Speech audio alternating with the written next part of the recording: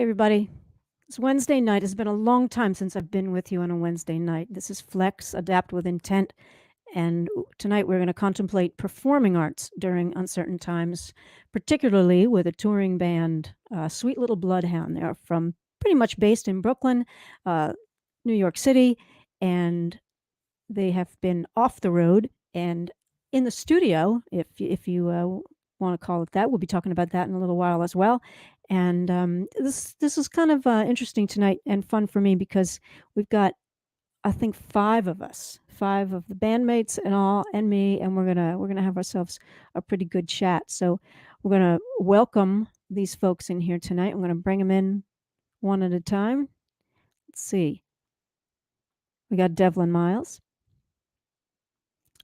There's Tony, Olivia, Chanel, and Jabril. All right. Now, do I have everybody on here? Did I lose somebody? Nope, we got us all. Cool. Like I said, this is the first time I've got this many people on here. So, and Devlin, you can unmute that mic if you. Oh, you couldn't hear me cheering. I was no, I didn't hear you. Cool. All right, we're good. So, all right, so this is what I know.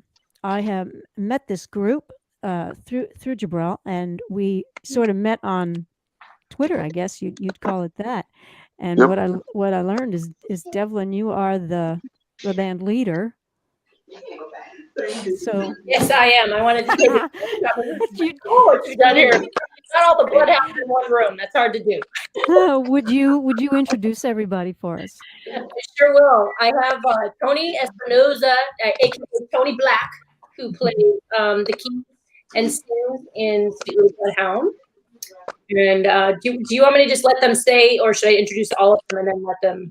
You can do whatever you choose right now. We don't want to step on any toes. You got the floor. Okay. Olivia Martinez. You're doing great, Deb. Olivia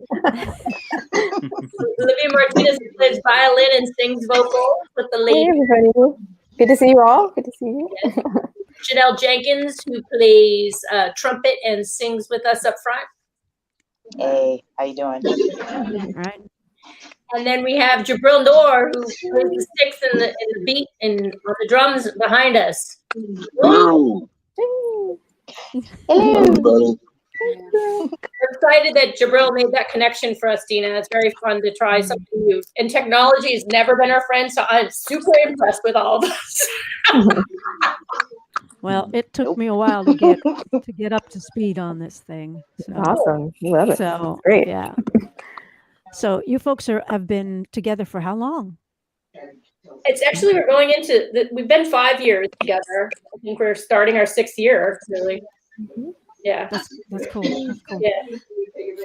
What's the origin? What's the origin of how this all came to be? Well, it's kind of funny. As we've all been in many bands throughout, and we have a lot of different diversity within the group.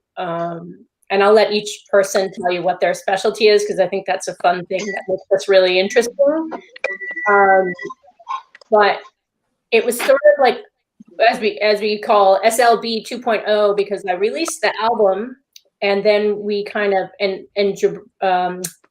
Olivia and Chanel was there recording on the original takes, and then we kind of grew the band, because it was really a trio in the beginning, and it grew even larger when we went on tour.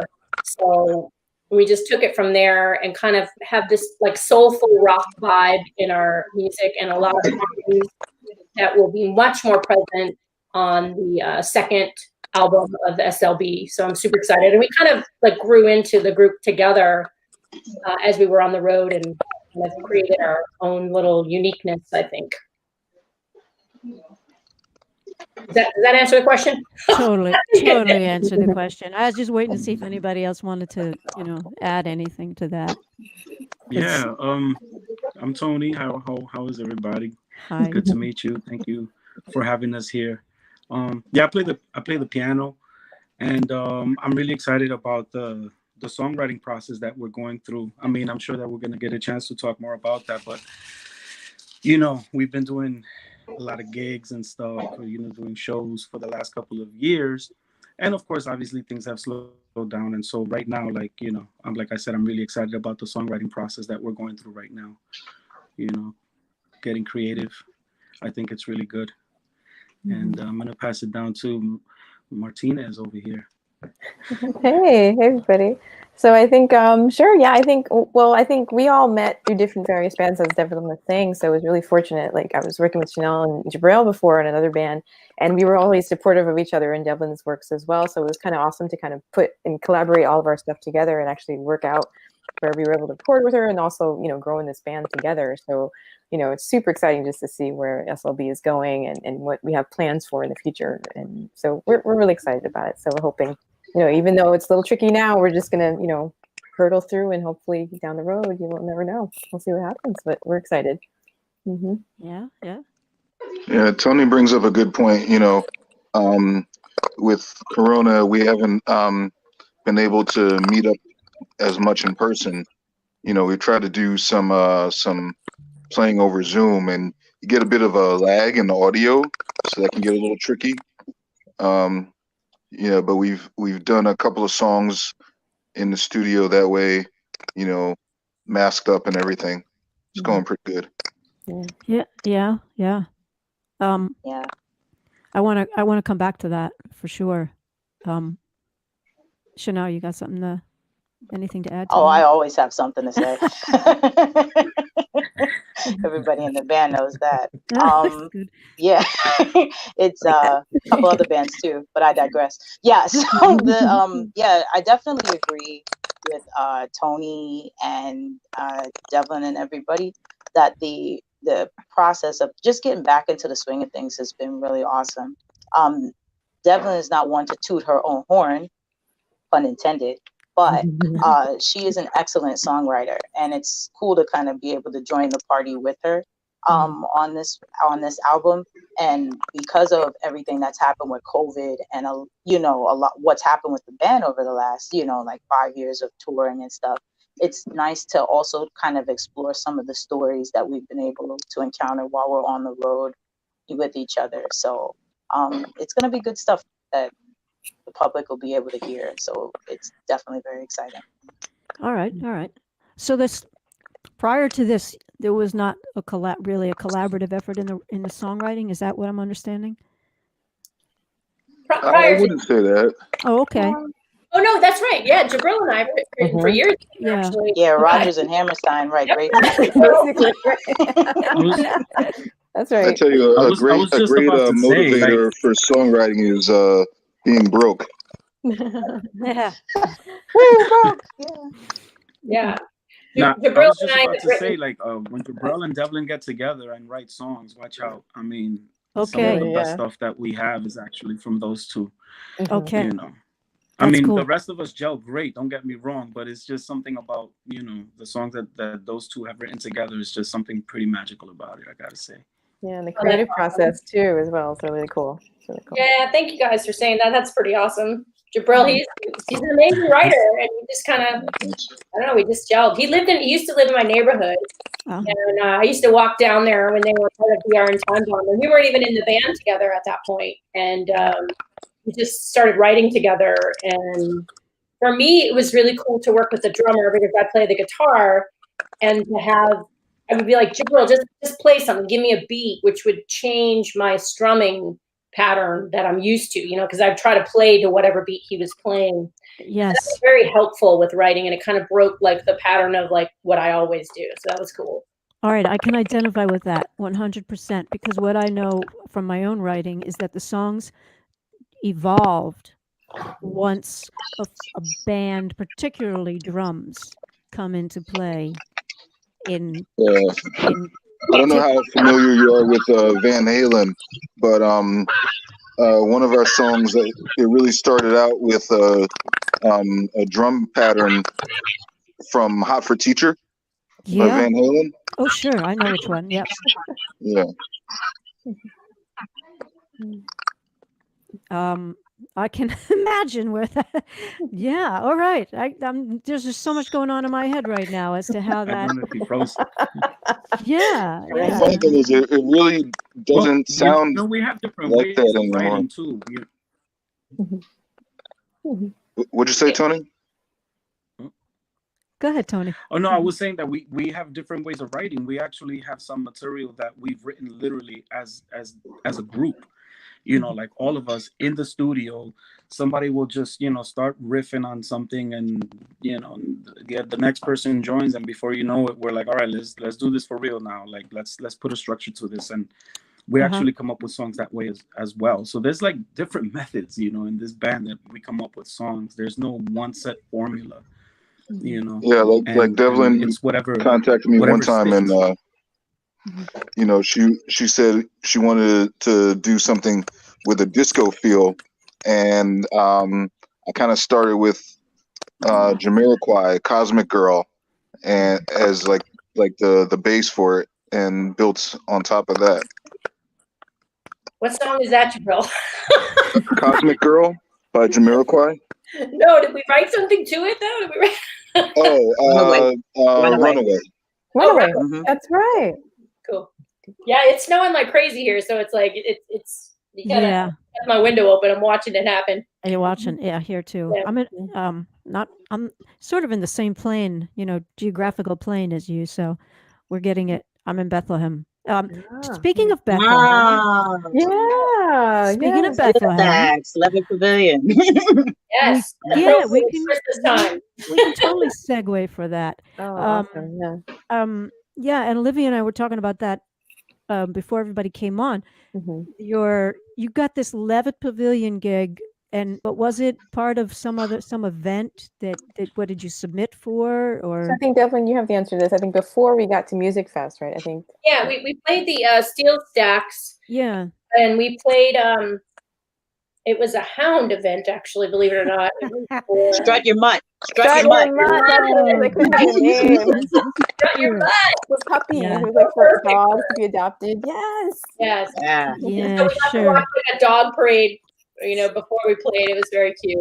That's Awesome. cool. They have had several dog themed events over there over the years. They have one where the dogs jump off really high platforms into a pool, and then they have a dachshund race, and they have all kinds of I'm going back to that. all kinds Yeah. of dog stuff.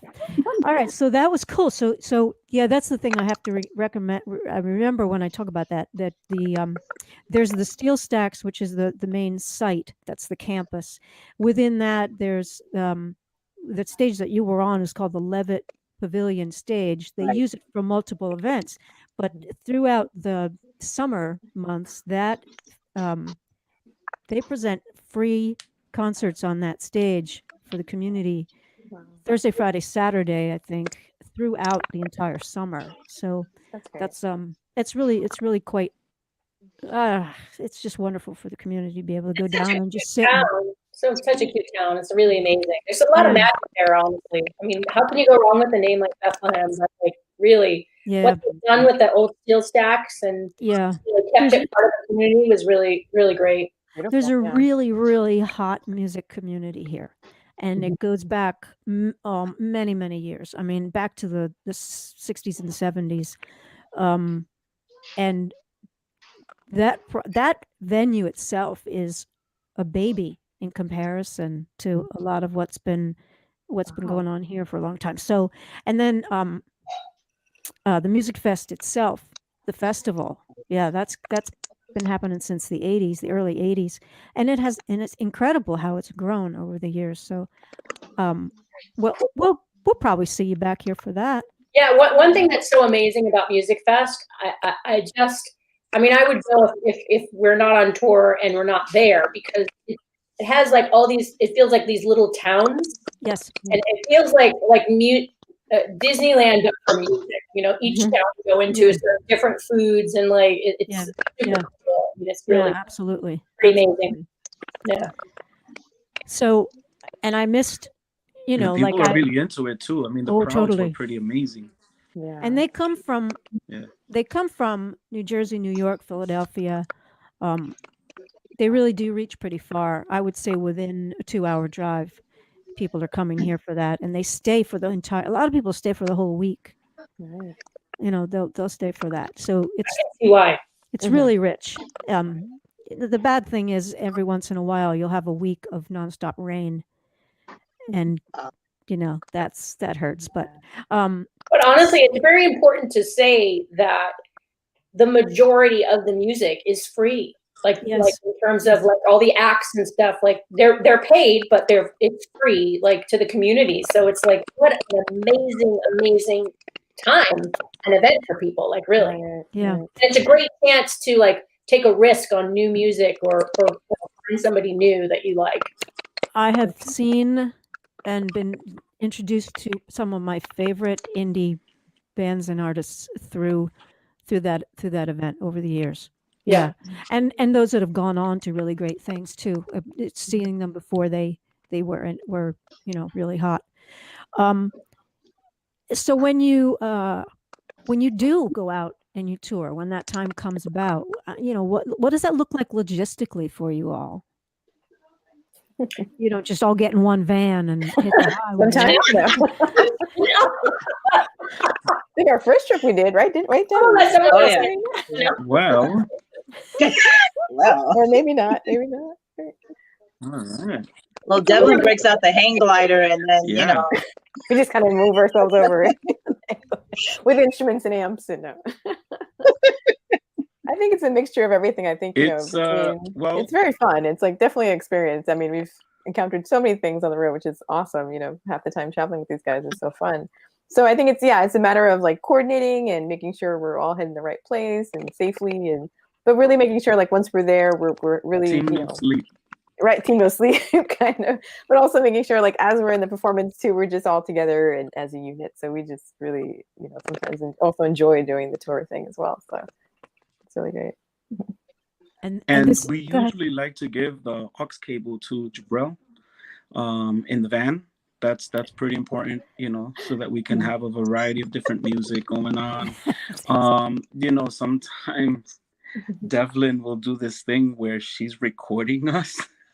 The dad, you gotta break out the dad. You don't even know she's doing that, and we have the wildest conversations, the funniest stuff that just comes flying out of our mouths, and then all of a sudden she'll just pick up her recording device and she's like, "Yeah, this is good stuff, guys. This is gonna be great." If you want evidence of that, right? If you want evidence of that, I think you should visit our podcast, right? Definitely should I?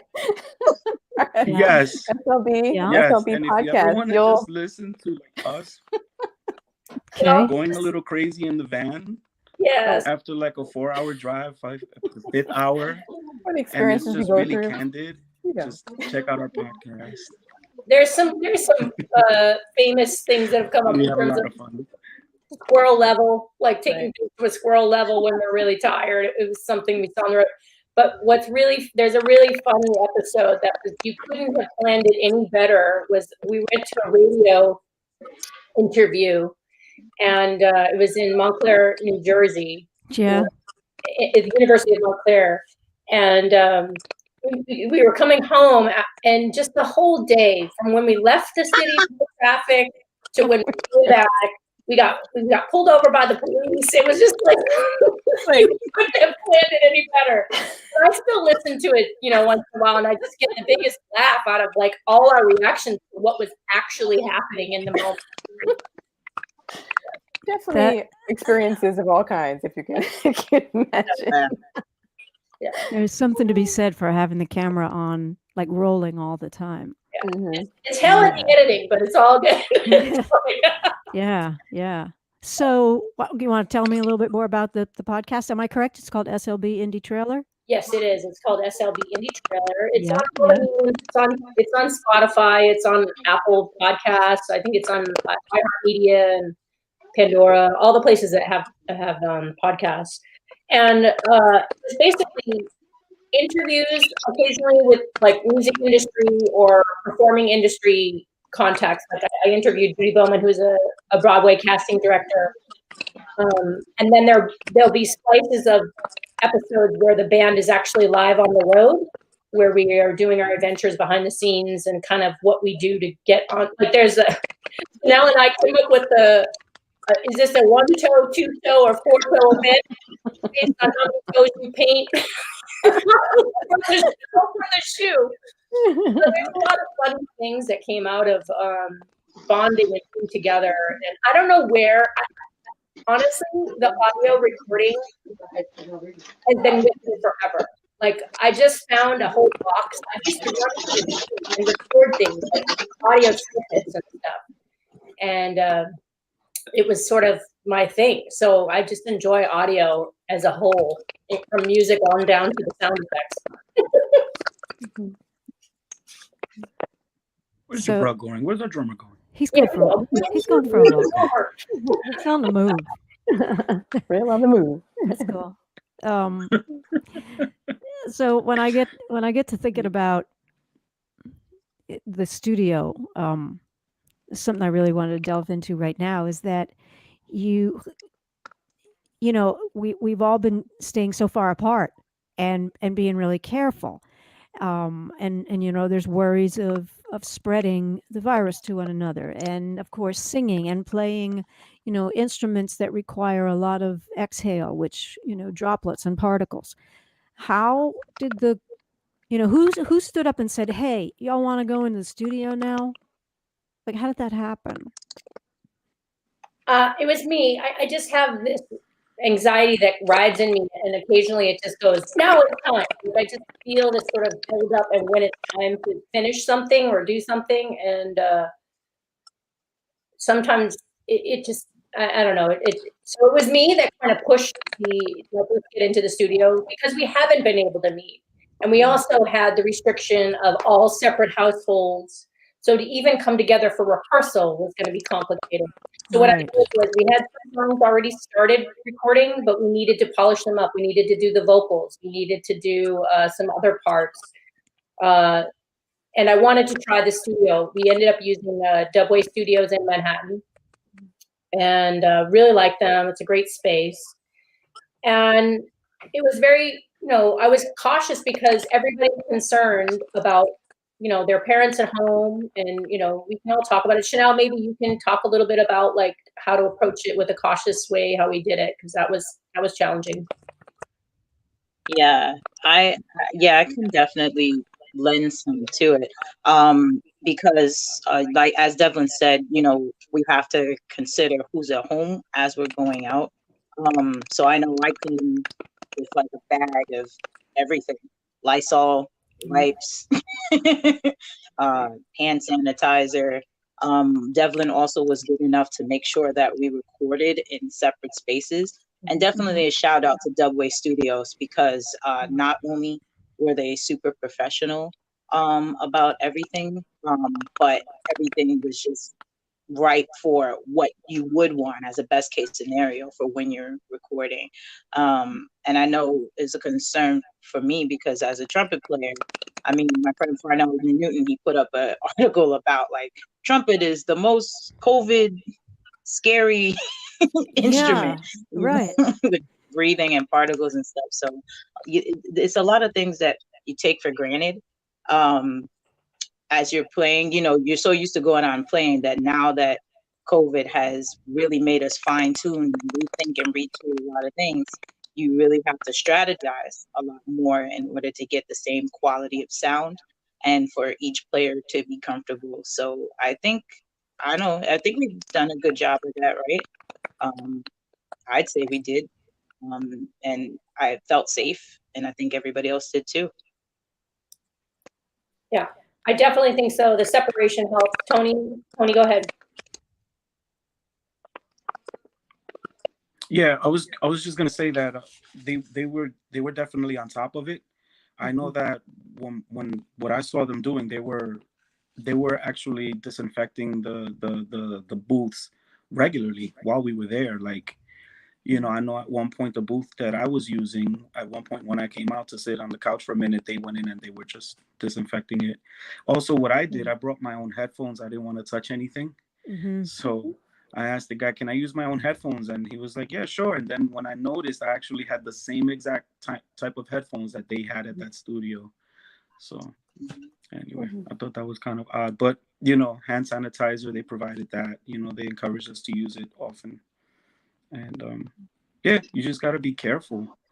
And at one point, we were all singing. I don't know if you guys remember. We were all singing into that one mic in that Wow. one room, and they were asking us, "All right, everybody, make sure you guys stay 6 feet apart." You know, like you know, they didn't want anybody standing close. So you just got to be careful as best as you can. So you had real trust in the people at the studio. Yeah, Oh, yeah. yeah, they were great. They were very like even coming in, you know, And each taking your other as well. temperature. They had, you know, make sure that you like everything was okay. They were really on top of it, making sure going through the regulations. So, you know, they were very thorough in all the protocols. So it was we felt comfortable. We actually had a moment where we were doing we would call it gang vocals in one of the new songs that we have coming out, Soldiers for Life. We've played it live many times, but we haven't recorded it, so we were recording it. And there's a bridge part where we were all separated in the live room, but we all wore our masks because we knew it was going to be gang vocal. We thought we could get away with, because normally you wouldn't vocalize with the mask on. So Yeah. muted, but it actually came out amazing. We got some of the guys from the studio to stand in with us. And Charlie. Yeah. what? Charlie. Charlie. And so I'm super excited about that. The bridge is like really fun, and the song is super meaningful. So I'm really trying to make sure it's excellent before we release it, which is Tony and I are working on it separately. This is another thing of COVID where Tony is going to be working on the music instrumental mixing side of that, and I'm going to be working on the vocals. And then we'll probably also then shop it out to someone to mix it all together and get the right sound and stuff. But I think we'll at least send it with our signature of like, this is kind of what we're looking for. And then the mixer can take it to the next level. Cause I don't feel that I'm at that next level to like in terms of production to bring it to where it's radio ready. So that's the goal. Yeah. And you want to have that someone with an objective perspective to listen to that. Cool. For sure. And so when you went to, you know, you made this decision, everybody had to consult with family and you know, your closest people at home, those that you thought might be affected in some way. But everything went smoothly, it sounds. Yeah, thankfully, yeah. I think, you know, being fortunate enough to do that. And I think we've all been really like, even, you know, just making sure we're testing or just kind of being safe for each other and our families. I think we're all kind of keeping on top of that. So I think, you know, we felt comfortable knowing that this would be probably okay to do that. So, yeah. I just wanted to give a shout out to Mizzy G. I'm not sure if you're still listening, but I see that she commented in the chat. Shout out! Yeah. But I know I personally have tested twice already, just to make sure I didn't have any symptoms or anything. But I don't want to be that asymptomatic person running around the world giving it to everybody else. That's right. Okay. So true, yeah. Yeah. So I've gone twice. Like some people will remain nameless. Honestly,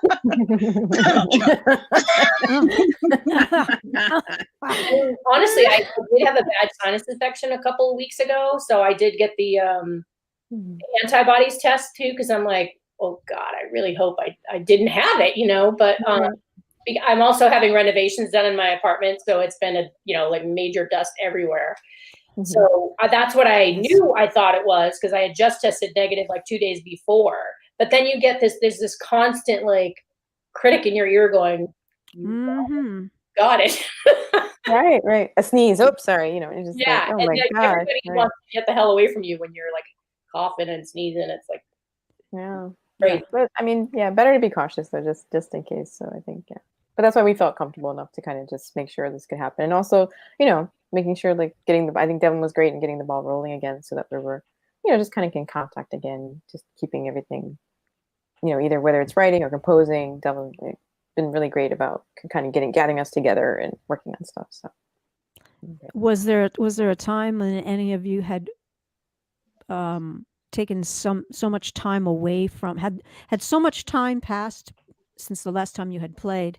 Was there any difficulty? Was there some sort of tentative feelings about, you know, I know for me, enough months went by when I finally pulled the guitar out and started to play. I couldn't remember the words. I couldn't remember some of the chords to, not I know how to play them, but I couldn't remember what came next because that time period had passed. Yeah. Yeah, kind of. I was lucky enough to be able to kind of work it out with my sister. We live together, and she's working from home, so I was kind of, I'd be able to ask her, "Hey, when's your next break?" And then I'd practice in that time. So, and that's probably, you probably have the most difficult opportunity for practicing, right, Jabril? Because Yeah, that's a seriously loud situation. And yeah, that's why I really had to work around my sister's schedule. do you She. do you ever use any of those silent heads for your drums? I have them. I don't use them much, but I do have them. Yeah, I got them when I had a studio Oh, apartment. sure. Yeah, I don't use them regularly, but I definitely have the option. So when you use those, and I really, this is really intriguing to me. I've never used them myself, but do they? Someone told me that they do have the same feel. Yeah, Obviously, it's not going to have the sound. Um, right. so can you put the same? Can you get the same energy? Like if, let's say, you're creating something rather than just going through rehearsing with the structure of a song, but more about creating. Right. Can you do that using those things? Yeah, I think so. I mean, it's not going to be as loud, but the you get the same feel. Unlike electronic drums, you still get a nice bounce with the pads. Uh-huh. And the pads that go over cymbals are a little, they're kind of made out of a foam material, so it's a little different than the ones that are over your regular kit. Uh-huh. Those are the things that I've been, curious about because, even the trumpet, you got volume going on there. Yep. So, and with Yep. everybody working from home and I got, even when I do this, I have to look over in the other room through the window and I'm like, I can hear you shuffling the cards. I know you're just playing solitaire, but you please don't do that. Yeah. Like, I was fortunate enough, like last Christmas, my my mom in South Carolina, she had got me a silent mute, and it's super silent. So at least from the practicing end, especially in the beginning, it was great. Being able to stay home and actually get some time was good. But that can only take you but so far.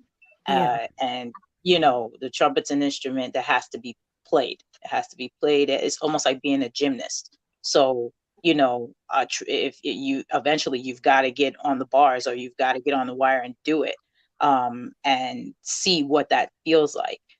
So it is challenging to try and find the time where you can just blast out and not disturb anyone and do it comfortably, especially because you have to allow yourself to make mistakes, right? But if you've got a good plan, I think that definitely makes a difference. And if anybody else is having trouble, I think just having a plan makes all the difference with being able to keep up with yourself, while this thing is going on.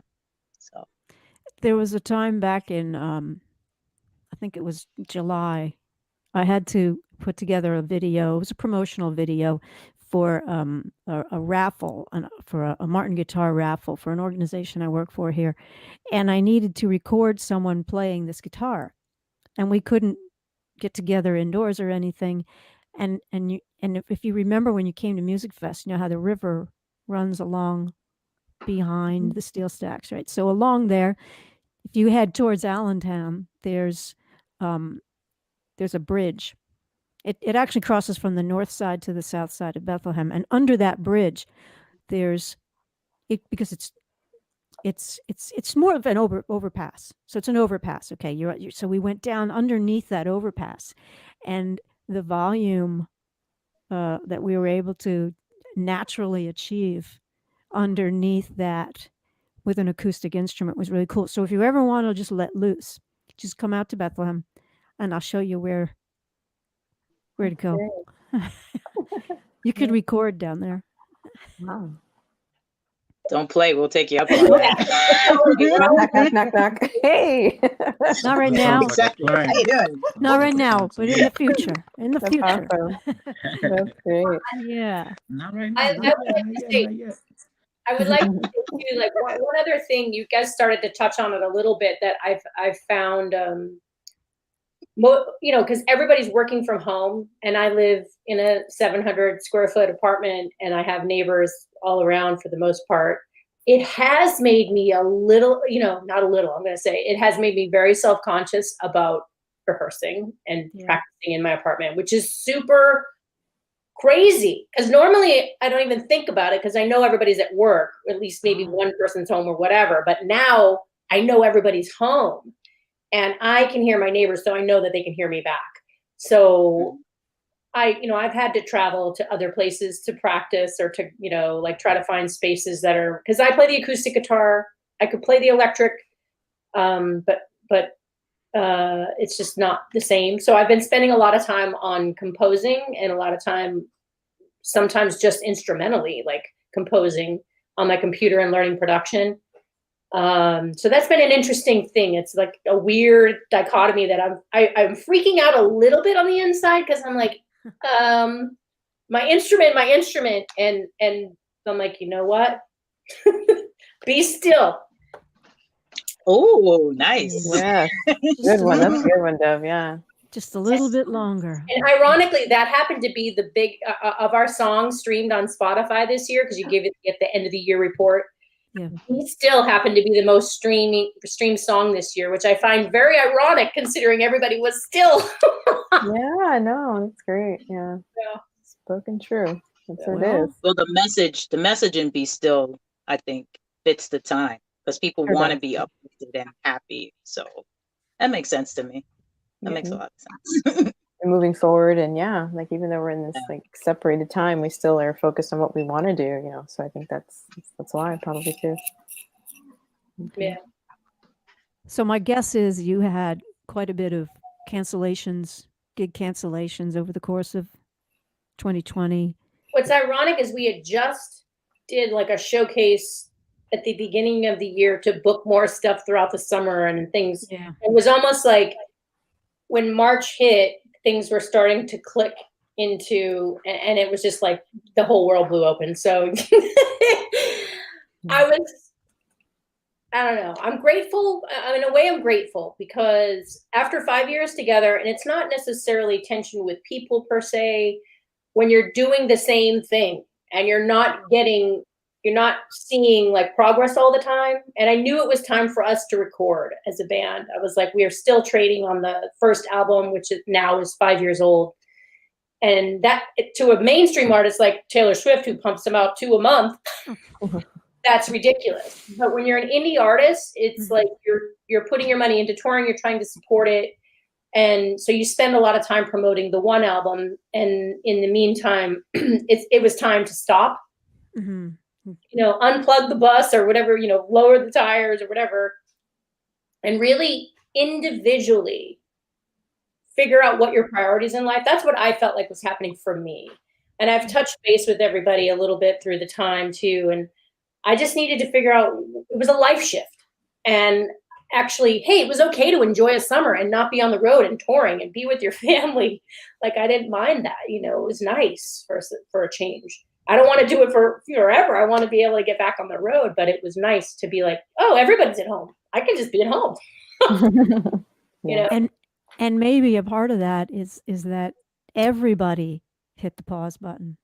Yeah. So it's not like you were sitting home and watching everybody else go out and hit the next level. Everybody, for the most part, except for Taylor Swift, is on pause. Right. That's so true. Yeah. I have a funny story about that. Devlin at one point texted me and was like, "Oh, Gary Clark Jr. is performing live. And she gave me the website, and I'm like, how is that possible with the coronavirus? And she didn't really know how it was possible either. It turned out it was a pre-recorded concert, and they had like a whole night of these that were, live streaming on YouTube, these pre-recorded live shows. So like Korn and Gary Clark Jr. and Slipknot and Jay-Z, I think, Paramore. Yeah, it was good. And that's how people got through and are still getting through. Even Definitely. some of the smaller theaters. I know even in this area, some of this 300, 400, 500 seat theaters, they've got a band on the stage and they're live streaming it from that stage. Yeah. And they're able to do it. I watched one and I couldn't get through it. The quality was just not, it just wasn't there for me. The energy, there's no energy, I mean, if you're playing a studio show, you're playing a studio show. If you're playing a theater show, well, that's a theater show. And I don't think you can blend the two of those per se. But I had, again, this organization that I work with called, it's Godfrey Daniels. It's a very small 90 seat listening room here in Bethlehem. And we could not bring, March 9, we closed the doors in March. And it took me, once I found this platform, several months to be able to bring people on in a live stream situation, but they're streaming from like recording studios. So the audio is really good and they're using like a 2-3 camera setup. Right. But coming up, one of the trickiest is going to be David Jacob Strain. I don't know if you've heard of him. He's out in Eugene, Oregon, and he's slide guitar, resonator guitar. He's an absolute genius. He was a prodigy at, very young age, maybe 12, 13 years old. But anyway, he's in Eugene, Oregon, and his harmonica player who he tours with, Bob Beach, is in Philadelphia. And they have found a way to navigate the latency on certain songs, and we are going to attempt to have them. They've done it before, and where we'll be able to have them together playing live. Wow. With that tiny bit of delay, but the harmonica is more forgiving than, bass or drums. It's not on the beat. It can be that behind the beat, or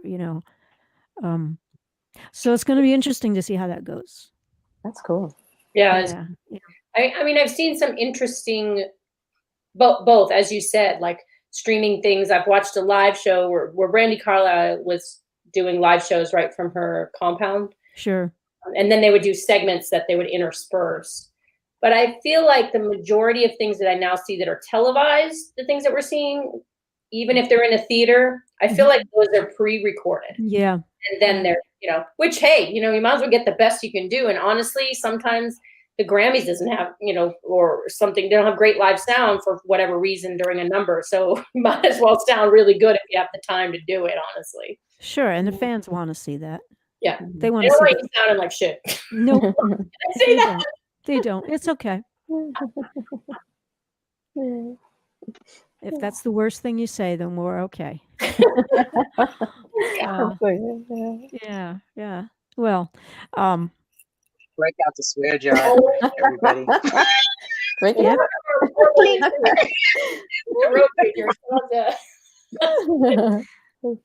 So are we done in the studio? We'll probably pay for the next tour with the swear jar. Are we done in the studio, or are we still have work to do, or are you sending it off for mixing?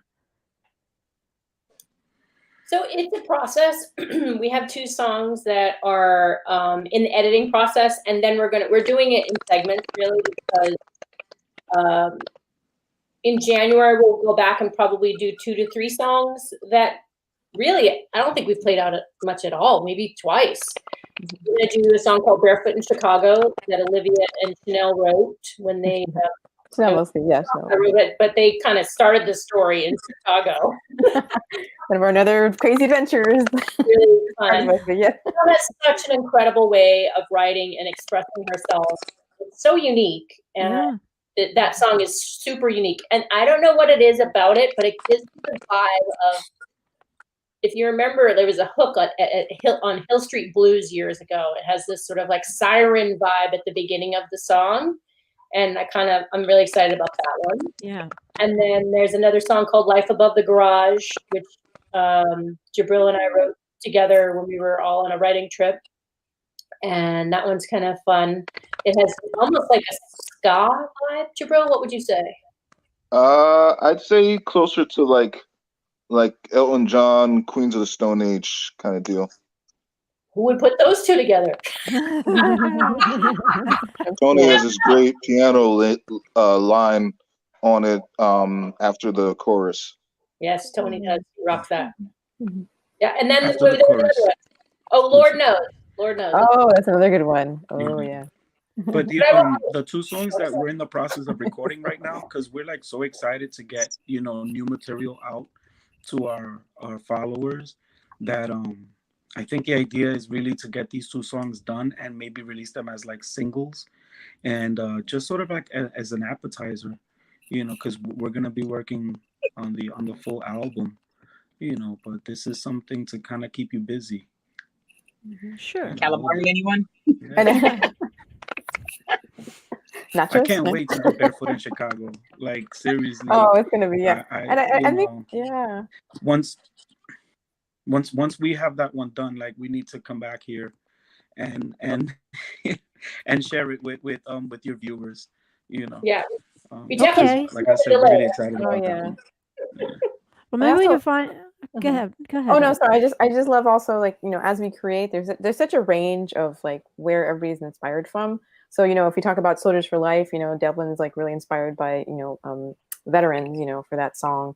And as we go to like a Chanel song in Barefoot in Chicago, those are just traveling kind of emotions, and Lord Knows also kind of there. And then Jabril's song kind of like what life is musician creating in a band. So you kind of see all these stories that happen with each of these songs. So it's kind of really exciting to see it that way too. Well, that's the fabulous thing about a full band contribution, is that the color and the texture that an album takes on. I know. I mean, I saw the reference on your website to I think Fleetwood Mac. I saw. One of the things that made them so great is as you wander through an album, which is a fabulous body of work. It's not, and it's a throwback when you think about it to. It's not how big names release things now. They're all about getting the singles out again. But if you put together a great body of work with contributions from all of you, that's got to be like, you want to listen to it from beginning to end. Yeah. Yeah, I was really pushy about covering the chain because I'm a comic book nerd, so that song was heavy in Guardians of the Galaxy Volume 2. Oh, I So didn't know that. so I was really pushing that we performed that one live, and it came out pretty good. Yeah. Yeah, we have fun. We have fun playing that song. That is a challenge. I have always wanted to do that. Never found the right group of people to pull it off, but So much fun. yeah. It's really fun. Honestly, I think personally, artists rush out stuff to be current, and they're like, if you're listening to a whole album, and let's be honest, we've moved away from the album. I'm still a big fan of albums, but I'm an album person. Yeah, most people are doing singles, but if we're doing an album, I don't want every track to sound the same. Why do you think Rumors has stayed so current? Because every track has a different vibe and a different voice sometimes, and I'm like, that's what we are. Like, there's not always me singing lead. Chanel sings lead, and sometimes when we play live, Jabril sung lead, and Tony and Olivia. So I saw them this cable channel that just had live concerts, and they had this live Fleetwood concert that had like 3 guitars going, like 2 drum sets, just like because they can, and because it makes the sound so much fuller.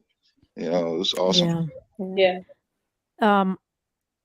When you listen to an album like Rumors, who else, raise your hand if as soon as one song ends, you can hear the intro to the next one because it's indelible in your brain already, right?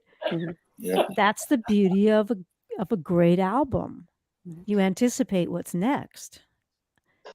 And I'm old. You're not. I know. Wow. I won't tell you. Yeah. That's Yeah. from listening to the album so many So times. many It's like times. you hear a single on the radio, and like you said, you could just hear what the next song on the album is, and I'd you like kind to of wish you could hear it and not the exactly. DJ. What's next? I like to tell a little story of way back when I had a friend in high school who made me she recorded an album. It was a Carpenter's Christmas. Their one song on her record, it skipped. So when she recorded it to cassette tape, the skip is in there.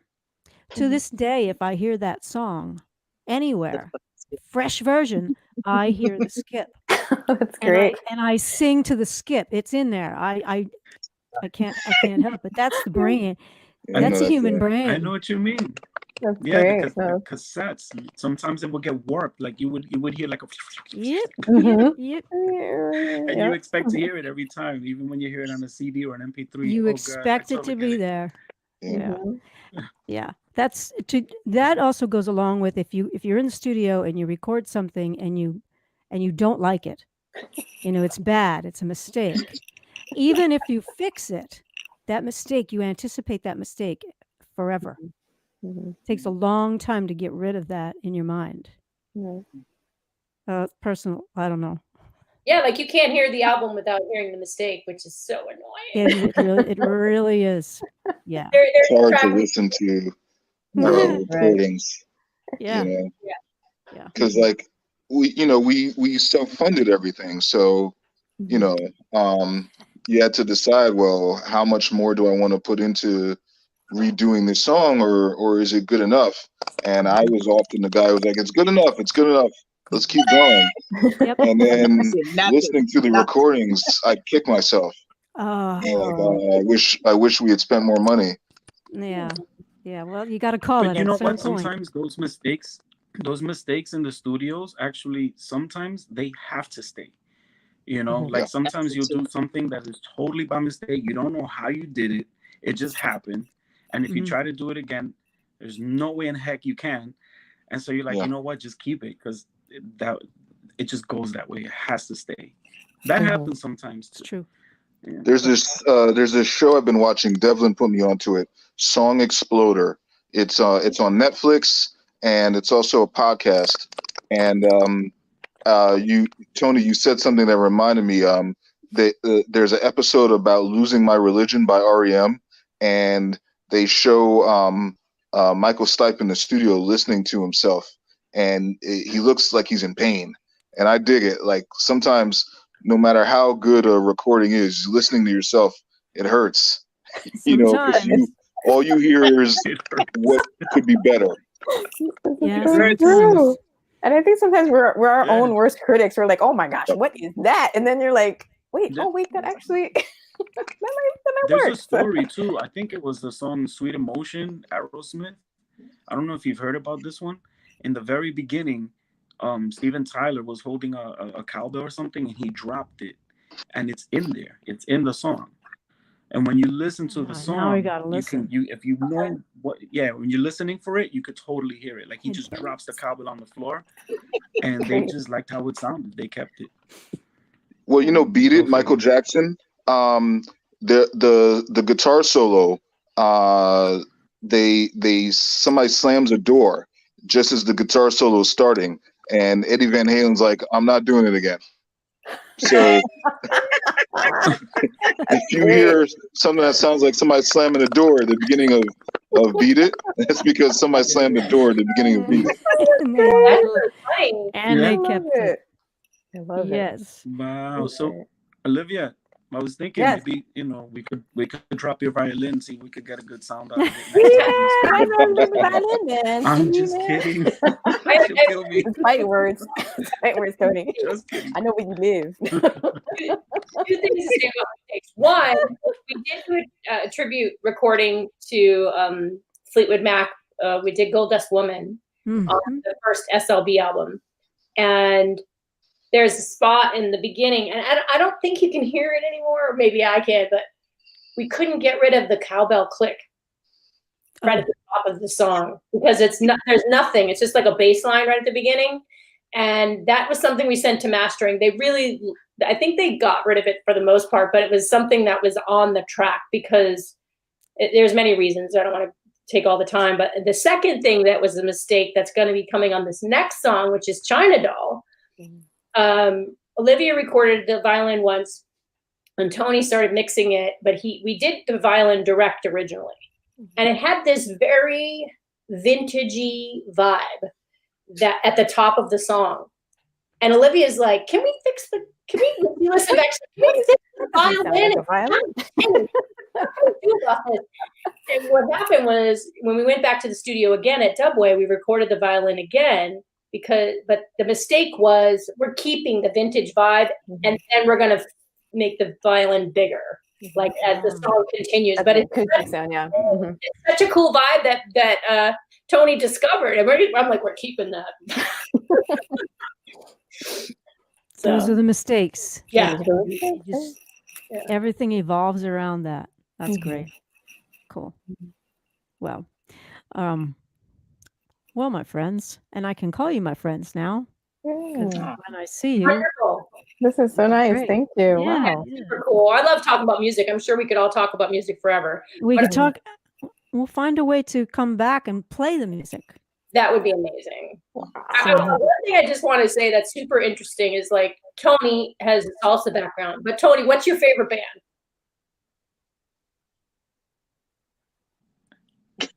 Can you hear me? Oh, Yeah. My favorite band. Yeah. My favorite band is Kiss. Yeah. That's right. I like to rock and roll all night. I like to rock and roll all night, and then the next day I'm tired. You don't. That was actually the last show that I saw. It's true. It's true.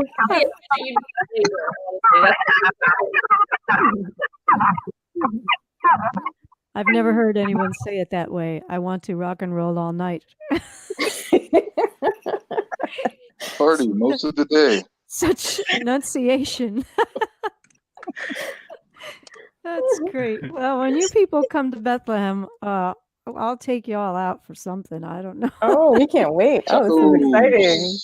Tacos. Tacos. We had some really good tacos in Bethlehem. Me and Ali Bishop, who's not here today, but he's our guitarist. Yeah. Yeah, and the two of us went for tacos. Was it from the truck, to take a taco truck, or from a restaurant? Restaurant. Yeah, Okay. and then they were playing Roadhouse on the bar TV. Oh, Roadhouse. interesting. All right. Cool. All right. Well, I have had a wonderful time Thanks for chatting having with each and every one of you. This is fantastic. Roadhouse. Thank you. Thank you for having us. Yeah, thanks for having us. This is great. This We'll is get super back- awesome. Yeah. We'll get back to it all, and we'll follow up as well. All right. Yeah. All right. Now here's what I ask everybody to do. But see, you all. Well, can you try to give a high five? Yeah. It's not easy. 1, 2, sideways. Oh, she no. Come here. Tony, where are you? Devlin. No, can I go up? Man. It's No, hard. I got two. I got Going two. I got on. Tony here. I got Down. No, this way. Down and up are easy. Woo. Jamming High on the five, one. guys. Come on. Here we are. Jamming on the one. This is Yeah. bad. What is this? Sound of Everybody. one Pop hand lock. clapping. Pop lock. Go One hand. ahead. Here's the And story. And I leave you Okay. with I don't I know. leave you with one little riddle. If you drop an accordion and a banjo from a 7-story window, which one hits the ground first? No one cares. Wow. Wait, hold on. That's Can I tell you awesome. guys a quick story real quick? Sure. I played for I used to play in a reggae band. I used to play the triangle in a reggae band. You never Yeah, told us this, and then Tony. but I got fired, and I said, well, did I do something wrong? And the band leader said, with you, it was always one thing after another. That's another good one, guys. Oh, these are, you can write these down. These are good. I Yeah. haven't heard these before. Wish I had my kit for that joke. Just Dum-dum.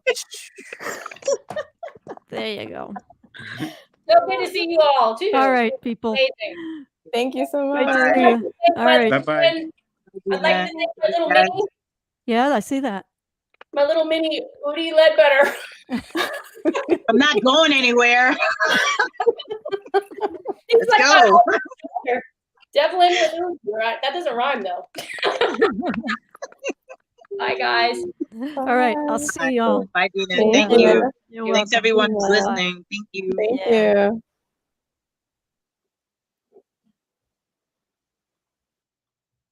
Thank you so much, everybody. And we'll get this archived on my YouTube channel as well. I want to mention one thing very quickly. Don't forget NIVA, National Independent Venue Association, the hashtag Save Our Stages. There's so much movement going on. I heard Chuck Schumer was seen walking into Capitol Hill or somewhere up there wearing a NIVA face mask. So they're working on getting some funding sent out to the small independent venues as well, because we want folks like Sweet Little Bloodhound to get back to work, and as well, they do as well. Thanks so much. Coming up, I have no idea who's coming on the show next. I got a few of them in the works. We're trying to get some dates scheduled coming up, and I'll let you know as soon as I can. If you're interested, 10% of any tips that happen to be donated to this program will go to Turning Point of the Lehigh Valley, and there's the link, paypal.me, Dina Hall 2020, or just enjoy what you're watching. And I'll catch you next time.